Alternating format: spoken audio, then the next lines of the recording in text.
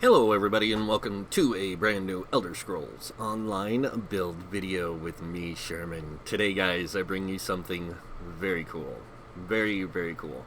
So in the past I've done different types of Barbarian builds. I've done the Tempest Barbarian, Dragon's Rage Barbarian, but this time I bring you something called the Frenzied Barbarian. And it is also a Dragonknight build, and it's actually replacing my Dragon's Rage build. Not because the Dragon's Rage was bad or it sucked, it's because the Dragon's Rage build relied too much on one set. And I think that this is going to really alleviate that kind of idea, and it makes it a little bit more interesting and fun. It makes it a little bit more exciting. So let's go ahead and get into it. Now, please understand, the reason for the race change too isn't because playing a Wood Elf is better or than a Nord or anything like that. Nords are still really good with this build. I just chose a Wood Elf because I wanted to show the difference in racial playability as this type of build. So let's go ahead and take a look at the build.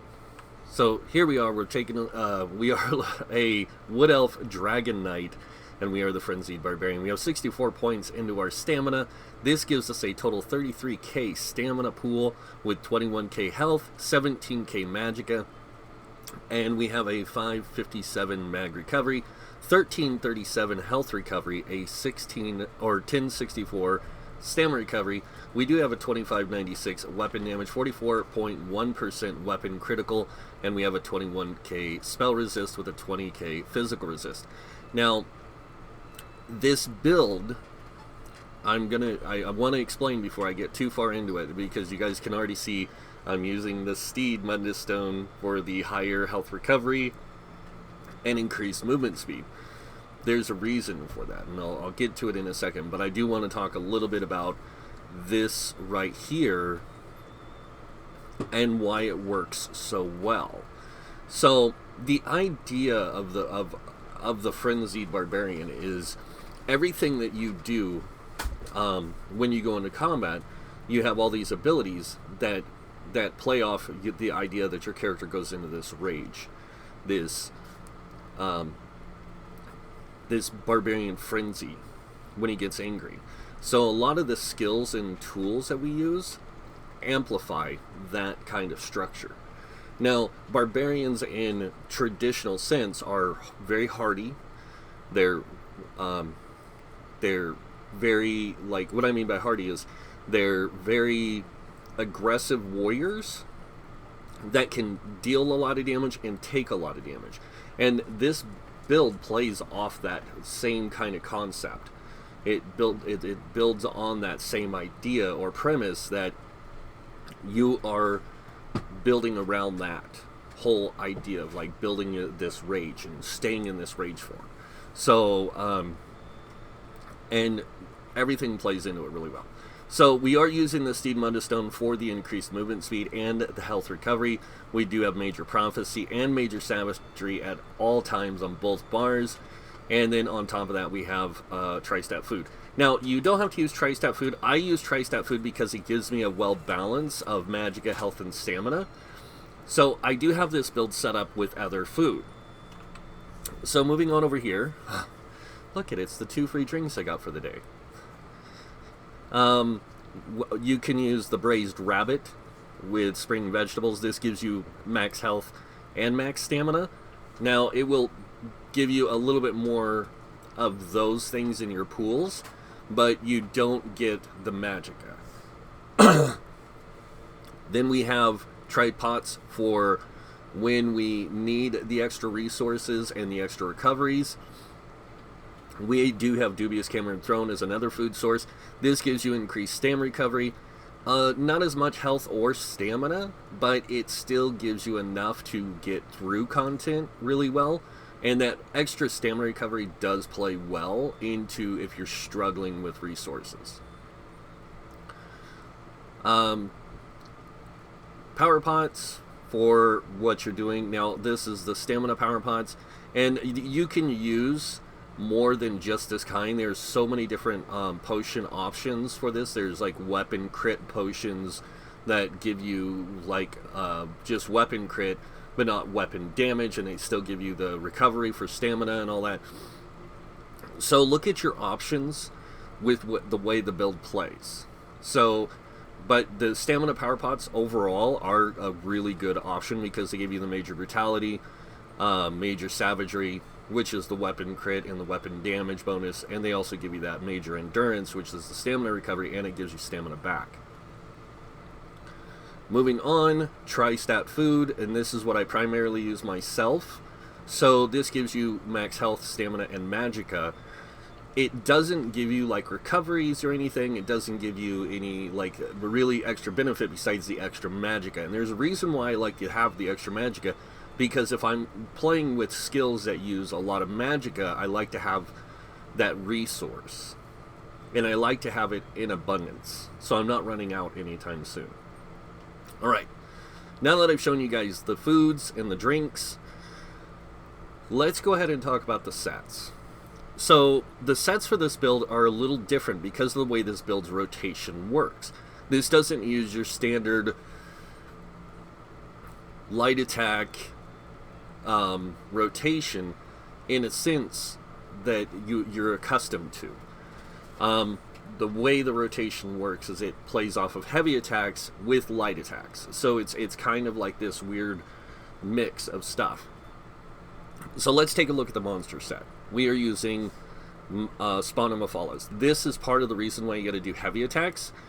So the one piece adds max stamina. The two piece, when you deal damage with a fully charged heavy attack, you create a web for 10 seconds that deals X amount of poison damage, 15 poison damage every second to all enemies within 4 meters and reduces their movement speed by 50%. This effect can occur once every 10 seconds. This is actually a really good set for this particular setup because you get to call out these webs and it entangles enemies and it does this damage over time, but it's that movement speed along with the damage that makes it a really valuable set for the way this build works. Because if you're in the midst of a group of mobs and you heavy attack one of them, everything in that radius, that 4-meter radius, is getting held in place by 50% movement. So it's like a really good CC set, but at the same time a decent damage over time. The next set, and this is one that I really like to use with this particular setup, and that is Viper's Sting. Now this drops in oh my gosh, I can't even remember now. It's like one of the beginner dungeons, like one of the base game dungeons, like the first one you ever play through. It's actually a really powerful set because the 2-piece and 4-piece add weapon crit, the 3-piece adds stamina, and then the 5-piece. When you deal damage with a melee attack, you deal an additional 8,190 poison damage over 4 seconds. This effect can occur every 4 seconds. So this is that, it adds to that idea that when you go into this rage, your character just like spews this this kind of aggression, and it's toxic to other people. So he's like out there fighting enemies, you know, going through waves, and this just enhances that. So it works out really well. So you got these two really good combinations here of poison damage. Now you got to understand, the nice thing about playing a DK is they get lots of poison abilities themselves. Now, moving on to the next set. And this is where the Frenzied Barbarian, the hardiness comes into this build. We are using the Mark of Pariah set. Now this gives you health on the 2-piece, the 3-piece, and 4-piece adds armor. This increases both physical and spell resist by 1487 per thing. So that's how we have that really high physical and spell resistance. And then the 5-piece increases your physical and spell resistance by 1194 based on your missing health. So the more damage you take, the more resistances you build, and the more hardy your character becomes, the more defensive they become. Now, because we go to 21k spell resist and 20k physical, when you max this out, you actually reach almost the resistance cap if you get to that point. And it doesn't take long. 50% of your health, you're at cap. So it's actually really powerful. So you're actually mitigating a ton of damage with this resistance. And then you have your health recovery, which plays into the idea that you're hardy. You're in this rage, your character is constantly gaining this boost of adrenaline and endurance and health from it. So you get this like increase of recovery. Excuse me. All right, now going over traits, enchants, and traits and enchants on the weapons and gear. Sorry. So, looking at the monster set, the helm, chest, and legs. As always, we have this 5-piece medium setup. So this all here is medium. The helm is heavy, and the shoulders are light. So you really want to kind of spread out how you have this set up. So we reinforce the helm to give us more resistances for being survivable. We use invigorating to give us that increased health, stamina, magic recovery. Or, sorry, yeah, health, magic, and stamina recovery. So you get that higher recovery rate. And it's only 22 because you're only using 2 pieces of invigorating. And a lot of people say 22 isn't enough. But you have to remember, depending on how much health recovery you have built into the build or stamina recovery, that's also amplified. Now, this is a medium armor build, so it gets this kind of unique feel to it with the health recovery, because heavy armor usually plays off of health recovery a lot better. And then, of course, on the smaller pieces, we're running Divine's max stamina, and that's to increase the effect of our Mundus Stone. We are using the Steed. Now, moving on to our jewelry, we are using the Mark of Pariah jewelry. So we have 2 rings of Trirune with weapon damage. I like this combination. It works out really well. And then our third piece is a necklace that's infused with health recovery. Instead of going with stamina recovery and all that other stuff, I went with health recovery to give me that boost to increase the effectiveness of my character's survivability when he's in that frenzied rage. Next up is our weapons, and we are using 2 Marks of Pariah axes. On the front bar, you can use a 2-handed axe, you can use a single, dual axes, you can use an axe and a sword, axe and dagger, whatever you feel like is going to be better for you. I like using the dual axes because of the 16% chance to add a bleed when I light or heavy attack. This build is all about adding dots, so it really plays into that effective dot application. So the 2 weapons, the first one is Nirnhoned with an absorbed stamina.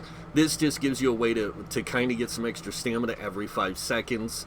And the Nirnhoned just enhances your damage on that main hand by 1535. Now, that's really good because your offhand, we are using an absorb magicka or absorb health one. And this one will give you health anytime you deal damage every 3 seconds. And it's infused. That's why it gets it every 3 seconds. So we're taking advantage of the life drain in this build as part of that frenzied barbarian thing. Remember, when you go into that rage, you want that amplified stuff. Now on the back bar, just like a lot of builds, bow, infused, weapon, and spell damage. This amplifies the amount of weapon damage you have and spell damage, depending on what skills you're using and stuff. But your main premise here is you're focused on physical damage. But you can take advantage of that 5 seconds of spell damage. So it's really good that you can do that. And you are using Endless Hail, so it will keep this procced and keep it applied. Alright. Now that you guys seen that, let's move over to our skills. Now, again, like I've done in the past, I'm going to start with the skills on my bar. I'm going to go over the skills that I have unlocked, and just kind of show, like, hey, this thing has a lot of tool options. You have more variety than you think, kind of thing. So, starting with the first skill, we have Blood Craze. Now, this is that whole idea of, like, hey, I can deal damage, I can do damage over time, but I can also heal myself over the duration. So whenever you do this, you're also healing yourself. So you get this really unique combination of aggressive healing and damage in the build.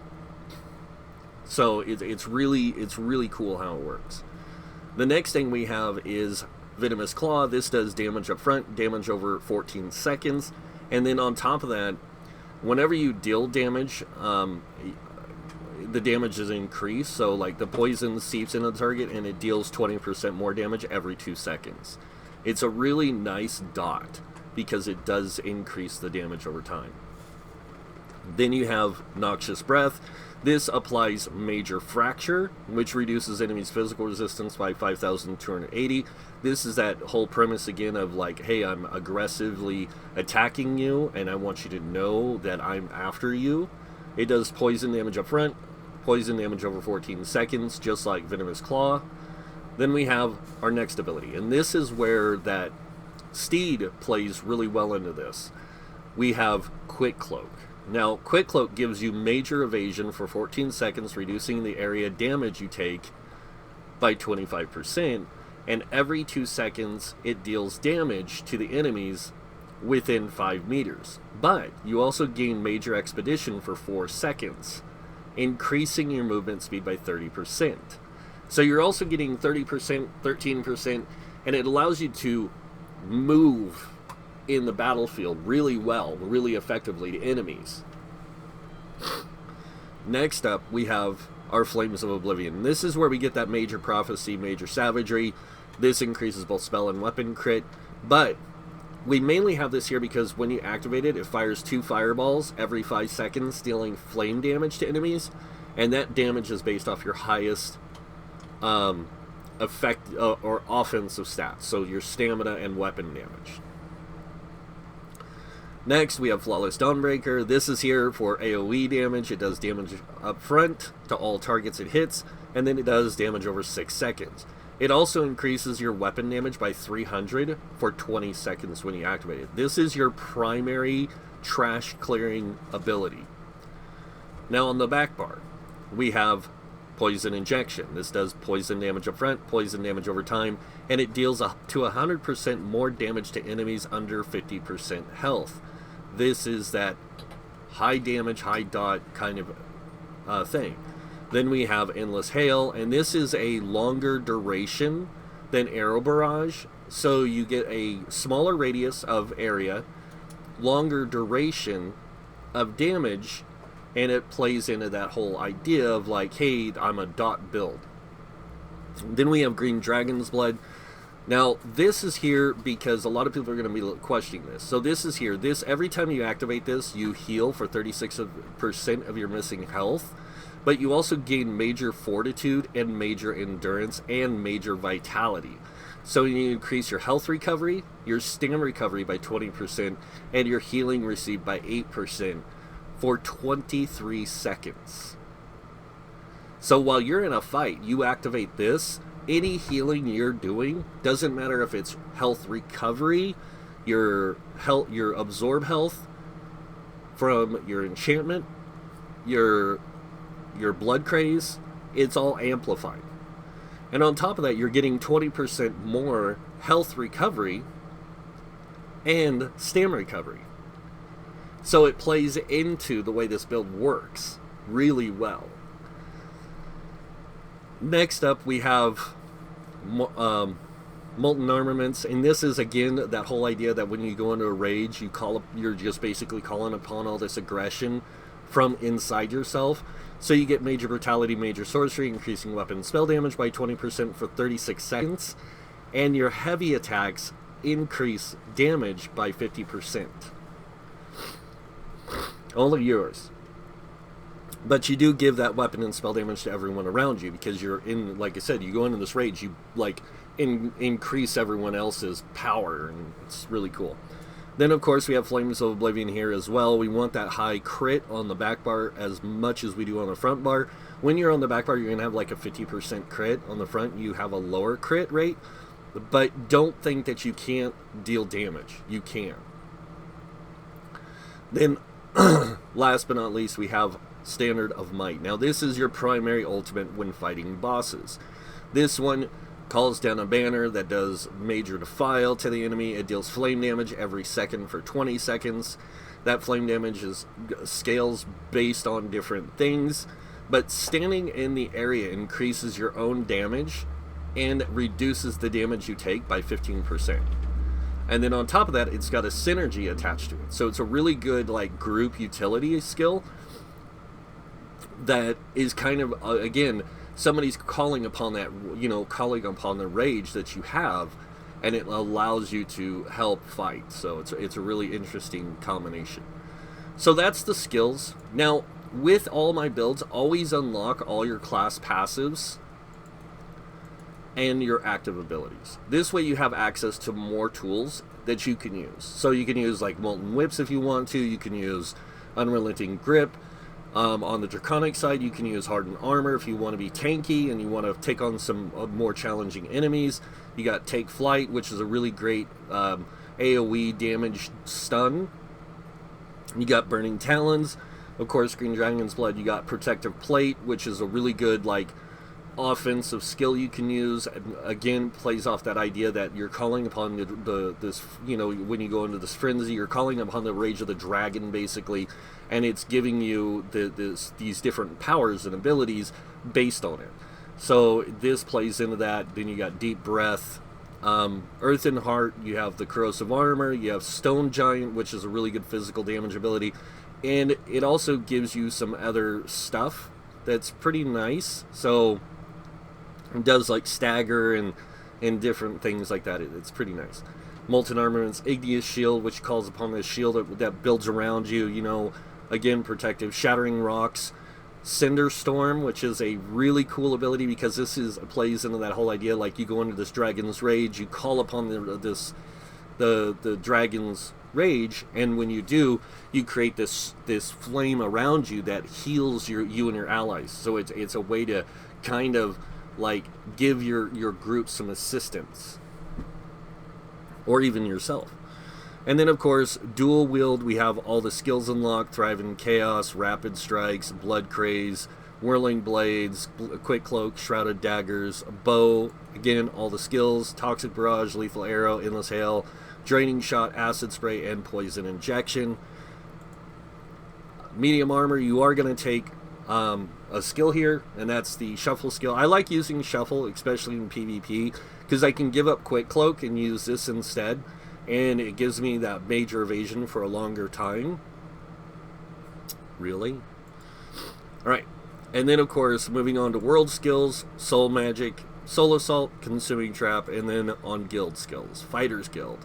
We are going to be using a lot of these at different times: Flawless Dawnbreaker, Silver Shards, Ring of Preservation, Evil Hunter, and Barbed Trap.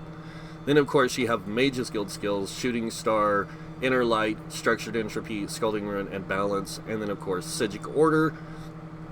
And always make sure you unlock the passives to these as well as you unlock them. And don't try and unlock them all at once. Take your time unlocking them as you progress through the story of the game.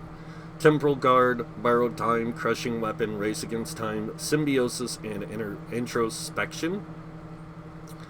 Undaunted, Skill Line, Sanguine Altar, Shadow Silk, Inner Beast, Spikebone Shield, and Mystic Orb, along with these two passives. These are very important passives, by the way. Moving on, Assault skills: Aggressive Horn, Echoing Vigor, Razor Caltrops, and then of course support side: Replenishing Barrier, Efficient Purge, and Stalwart Guard, along with Magic Aid. Your racial passives are really important. With the Wood Elf, you get the Hunter's Eye, which basically increases your movement speed and your physical and spell penetration when you roll dodge. This adds to that idea of like, hey, I get more aggressive. Yifri's Endurance, increasing stamina recovery, and then Resistant Affliction. This gives you max stamina, poison resistance, and then you're immune to poison status effect. And then, of course, Alchemy, Medicinal Use, and Provisioning, Gourmand, and Connoisseur. So those are the skills that I like to use. Now, moving on to our champion points, starting with the Red Tree. Very similar setup to what I use in a lot of other builds.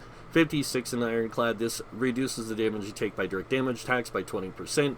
Fit 38 in a medium armor focus. This increases your physical resistance by 3250 when wearing 5 pieces of medium armor. Moving on over here, we have 31 in thick skin, reducing your damage from damage over time effects by 13%. 43 in the hardy, reducing poison or physical poison disease damage by 10%. 43 in the elemental defender, reducing flame, frost, shock, and magic damage by 10%. And then moving on to the final red tree, we have 40 in the bastion, increasing effectiveness of damage shields by 16%, and 19 into quick recovery, increasing your healing received by 5%. Moving on to the green tree, we have 40 in the Warlord. This reduces break free cost by 16%. 16 in the Sprinter, reducing sprint cost by 10%. 16 in the Bashing Focus, reducing bash cost by 10%. And then moving on to the middle tree here, we have 75 in the Mooncalf, increasing your stamina recovery by 14%. And 43 in the Healthy, increasing health recovery by 10%. Moving on again to the final green tree, we have 40 in the Tumbling, reduces your dodge roll cost by 16%. 40 in the Shadow Ward, reducing the cost of block by 16%. And then moving on over here, we have 43 in the Blessed. This increases your healing done by 10%. And then moving on over here, 35 in the Physical Weapon Expert, increasing your light and heavy attacks by 30 or 20%. With pretty much all physical weapons. And then you have Mastered Arms, increases your damage done with direct damage attacks by 16%. Moving on over here, we have 56 in the Mighty. This increases physical poison disease damage by 12%. 56 in the Precise Strikes, increasing critical damage and critical healing with stamina abilities by 20%. And then 40 in the Thaumaturge. This increases your damage done with damage over time effects by 16%. So that is that stuff. Now what I'm going to do here is I'm going to move this real quick out of the way because it's going to bother me while I'm playing the dungeon. And what we're going to do is we're going to go ahead and go through the dungeon to the first boss as always, so you guys can see how this build really plays out in its own right. Now this is in normal mode. Now remember, dungeons are more difficult, and especially DLC dungeons are definitely more difficult than your average dungeon. And even Overland. So this just kind of gives you a retrospective of why this build works out so well.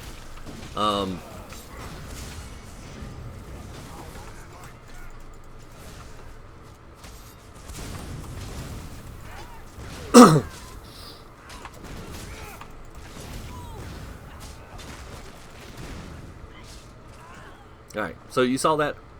Not too hard. And you can see what I mean by this thing has really good movement speed and stuff.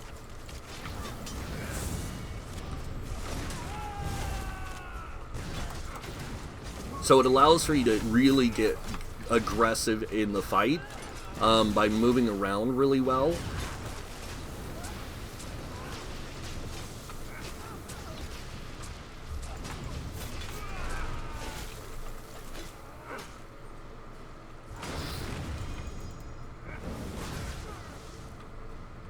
Alright, now this is going to be the place where I will have some trouble, and that is because I'm not really set up for solo play. I'm more set up for the way this build always plays, so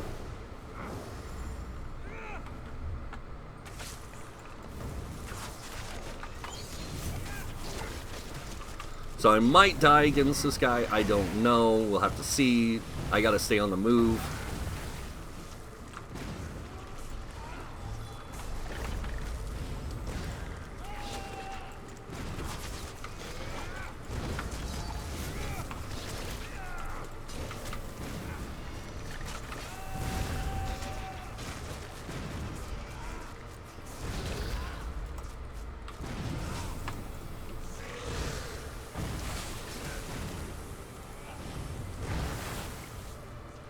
And see, with the increased movement speed that you get, you can actually move around really fast. So it really gives you, like I said, that nice kind of like, hey, I've got this really aggressive thing that I can do, and there we go. It gets buggy sometimes, that green dragon, I don't know why, but it does, so...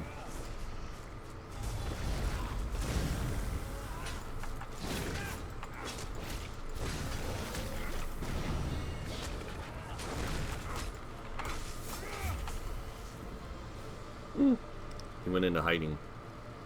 Oh, we gotta find him. And when I find him, I'm just gonna let him kill me. But this is, again, that idea that, remember, this build is all about being aggressive. It's about being in the face of the enemy and being able to take that damage, being able to take those hits, and being able to just stand there and wade through that fight with little to no problem. And that's really what the build is all about. It's about being that kind of like frontline aggressive warrior.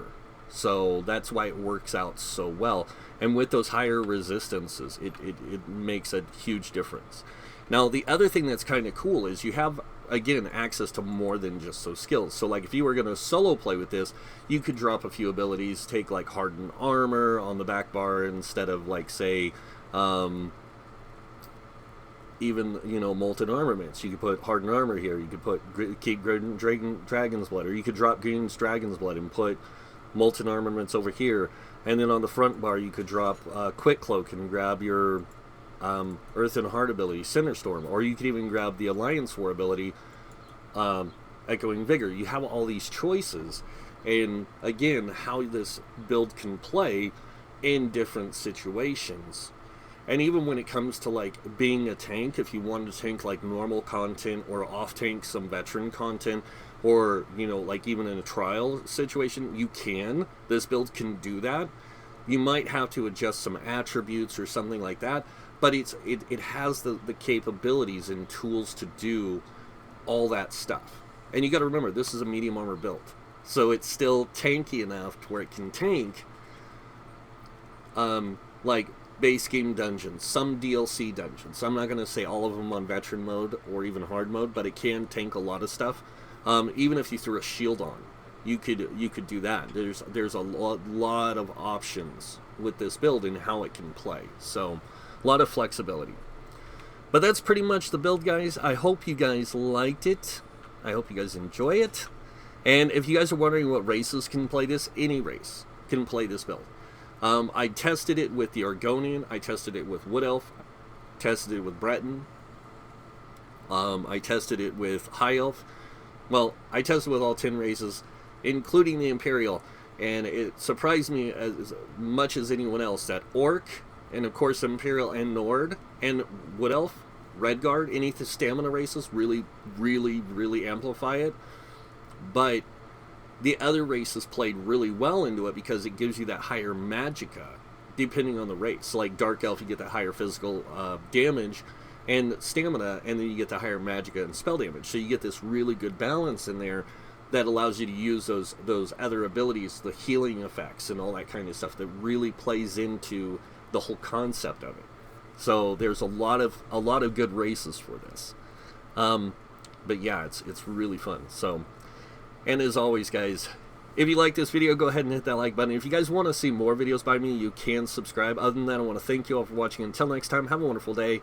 And this guy might see you in game. Bye.